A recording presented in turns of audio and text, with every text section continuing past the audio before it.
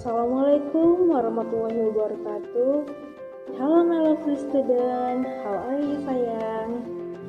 Alhamdulillah, I hope all of you in a good condition. Okay, before we start our study and watching this video, better for us to pray together.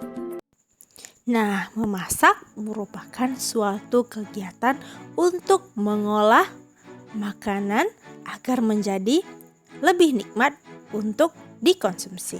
Oke, pernahkah anak Miss memasak? Atau sekedar memperhatikan mama yang sedang sibuk memasak di dapur? Memasak ini bisa menjadi kegiatan yang sangat mengasyikkan. Nah, jika anak Miss tergugah hatinya untuk membantu mama di dapur, maka hal itu sah-sah saja selama di bawah pengawasan bunda ataupun ayah. Oke sayang, jadi memasak itu tidak bisa hanya asal memasak. Kita harus mengetahui metode untuk memasak sesuatu. Nah, apa itu metode? Metode adalah cara ataupun prosedur yang kita lakukan untuk mencapai tujuan tertentu. Nah, misalnya kita sudah tahu nih kita akan memasak kue, maka kita harus tahu metode apa yang cocok untuk memasak kue tersebut. Nah, misalnya pada memasak kue, maka kita bisa menggunakan metode baking atau memanggang. Nah, contoh lainnya ketika anak Miss ingin memasak daging yang juicy, bisa saja teknik atau metode yang terbaik adalah dengan menggunakan metode grill. Oke sayang, jadi seperti itu ya berbagai metode memasak agar masakan yang kita buat sesuai dengan yang kita inginkan. Caranya bagaimana? Tentu saja dengan menggunakan metode memasak yang paling tepat. Tadi kita sudah bicara yang enak-enak mengenai makanan. Sekarang mari kita berbicara yang enak-enak mengenai pembelajaran kita. Oke, ada metode membaca. Di sini ada 3 jenis, yaitu membaca intensif, membaca skimming dan scanning, dan juga membaca SQ3R. Jadi metode membaca ini dilakukan dengan tujuan yang ingin kita capai di akhir kegiatan membaca. Untuk itu kita harus tahu terlebih dahulu sehingga apa tujuan kita membaca. Nah, coba anak Miss pikirkan, jika kita memiliki tujuan membaca untuk mencari kata-kata penting atau istilah penting di dalam sebuah kamus, maka metode membaca yang mana yang paling tepat untuk kita lakukan? Ayo anak Miss tahu? Jawabannya adalah metode scanning atau memindai. Karena membaca memindai ini juga disebut membaca sekilas, hanya untuk mencari info-info penting tertentu di dalam sebuah bacaan. Selanjutnya, jika Ananda ingin mendapatkan hal yang mendetail dari suatu bacaan, maka teknik manakah yang paling tepat? Ya, benar sekali, jawabannya adalah membaca intensif, karena metode membaca intensif ini memang ditujukan untuk mendapatkan hal-hal yang lebih mendetail lagi di dalam suatu bacaan. Nah, juga membaca intensif ini cocok digunakan untuk membaca teks yang tidak terlalu panjang. Oke, selanjutnya, jika Ananda Miss ingin membuat peta pikiran dari suatu bacaan, maka teknik membaca yang manakah yang paling cocok? Scanning kah, intensif, atau SQ3R?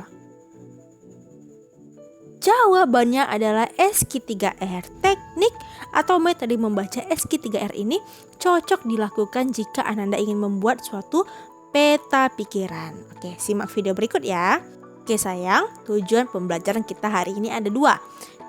Miss harapkan Ananda bisa menelaah subbab dari buku fiksi ataupun non-fiksi melalui kegiatan membaca SQ3R, serta Ananda bisa membuat peta pikiran dari buku yang dibaca. Nah, mari kita flashback sedikit mengenai pembelajaran sebelumnya. Masih ingatkah Ananda pengertian dari buku fiksi dan juga buku non-fiksi? Ayo, apa itu? Ya, buku fiksi adalah buku yang menceritakan imajinasi dari pengarang, sedangkan buku non-fiksi berisi fakta atau data.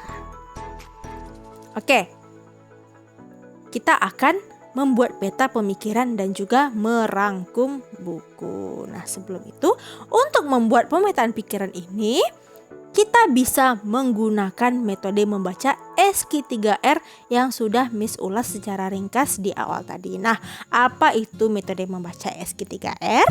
Ada 5 tahap, yaitu survei atau meninjau, questions atau pertanyaan, read, membaca, recite, menuturkan, dan yang terakhir review, mengulang.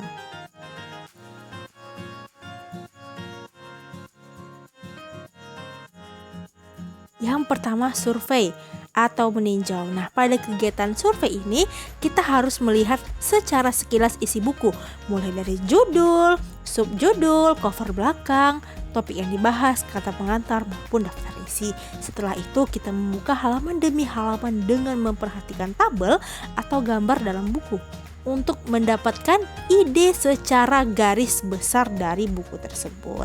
Nah, jadi ingat ya, pada tahap survei ini kita hanya meninjau buku secara kasarnya saja.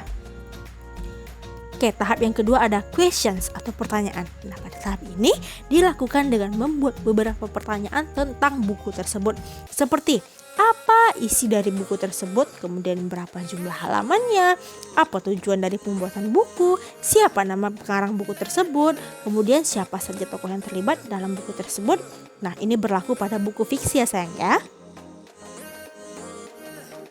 Oke, selanjutnya ada tahap yang ketiga, yaitu read atau membaca. Pada tahap ini kita membaca keseluruhan isi buku untuk menjawab kedua tahap sebelumnya. Nah, hal ini dilakukan untuk mengetahui ide pokok dalam buku tersebut. Jadi jangan malas membaca ya sayang ya. Yang keempat ada recite atau menuturkan. Nah, setelah membaca seluruh isi buku, Ananda dapat menutup buku tersebut untuk menceritakan kembali jawaban dari pertanyaan-pertanyaan yang sudah Ananda buat dengan menggunakan kata-kata sendiri. Hal ini akan membantu Ananda untuk membuat peta pikiran. Yang terakhir ada review atau mengulang. Setelah kita menyelesaikan 4 tahap tadi, maka kita harus memeriksa kembali poin-poin penting yang sudah kita tuliskan sebelumnya. Apakah sudah sesuai dengan isi buku atau belum? Oke sayang, selanjutnya kita masuk ke merangkum isi buku. Nah, cara-caranya ada beberapa. Yang pertama, kita baca terlebih dahulu informasi umum dari buku seperti judul, pengarang, atau penerbit. Yang kedua, kita ketahui isi buku melalui daftar isi atau kata pengantar. Nah, selanjutnya, setiap buku memiliki pemikiran utama dalam setiap paragraf.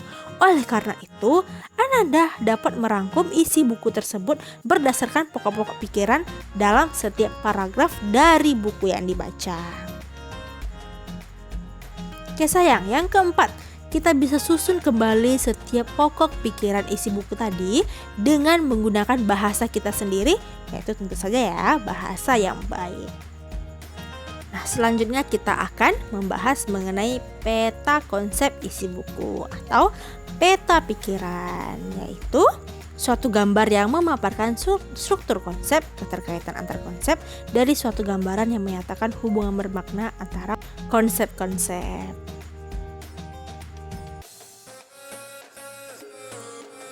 Nah, sayang, isi buku pada umumnya terdiri atas beberapa bab. Nah, dan juga di dalam setiap bab terbagi pula ke dalam beberapa subbab. Nah, hal ini biasanya berlaku pada buku non-fiksi. Pada setiap subbabnya juga kembali dirinci ke dalam beberapa bagian lagi. Pembahasan isi buku seperti ini akan lebih mudah apabila disajikan ke dalam suatu pemetaan yang sering disebut juga dengan peta konsep atau peta pikiran.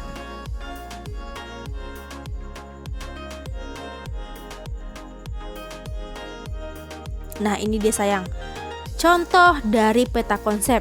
Kita bisa membuatnya dalam 2 bentuk. Yang pertama dalam bentuk tabel seperti ini. Nah, yang kedua kita bisa membuatnya dalam bentuk seperti ada garis yang menghubungkan antara unsur satu dan juga yang lainnya.